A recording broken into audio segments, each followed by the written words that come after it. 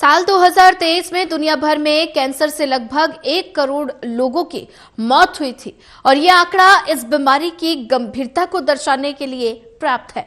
हालांकि अब ब्रिटेन के वैज्ञानिक एक ऐसी वैक्सीन को बनाने की दिशा में काम कर रहे हैं जो इस घातक बीमारी को 1-2 नहीं बल्कि 20 साल पहले ही रोक सकती है।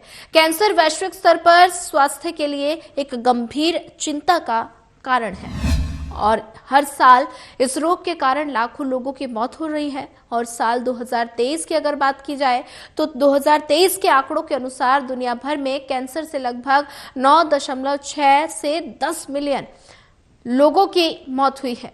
ये कैंसर के कारण हर दिन लगभग 26,300 मौतों के बराबर है। यह आंकड़ा इस बीमारी की गंभीरता को दर्शाने के लिए प्राप्त है और मेडिकल क्षेत्र में नवाचार और लोगों में बड़ी जागरूकता के कारण पहले की तुलना में अब समय पर कैंसर का निदान और इलाज जरूर आसान हो गया। हालांकि अधिकतर लोगों के लिए कैंसर अब भी डर का दूसरा नाम है।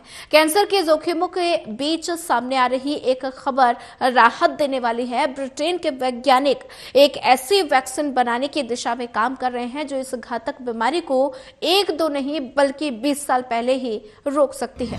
हालिया रिपोर्ट से यह भी पता चलता है कि वैज्ञानिक एक नए कैंसर वैक्सीन के साथ चिकित्सा जगत में एक बड़ी सफलता हासिल करने की कगार पर है। यूनिवर्सिटी ऑफ ऑक्सफोर्ड के वैज्ञानिक फार्मास्यूटिकल दिग्गज कंपनी GSK के साथ मिलकर एक ऐसे वैक्सीन बनाने की दिशा में काम कर रहे हैं जो शरीर में अज्ञात कैंसर सेल्स का पता लगा सकती है। और इतना ही नहीं, ये टीका बीमारी को विकसित होने से 20 साल पहले ही रोक सकता है। वैज्ञानिकों का यह भी कहना है कि ये वैक्सीन प्री कैंसर स्टेज में ही कैंसर कोशिकाओं को लक्षित करके उन्हें खत्म कर सकती है। इस वैक्सीन को लेकर यूनिवर्सिटी ऑफ ऑक्सफोर्ड में ऑक्नोलॉजी के प्रोफेसर ने ये कहा कि रेडियो से ये बातचीत में जानकारियां साझा की कि प्रोफेसर ये कहती है कि हम सभी हमेशा यही सोचते हैं कि शरीर में कैंसर के विकसित होने में लगभग 1 या 2 साल लगता है, लेकिन वास्तव में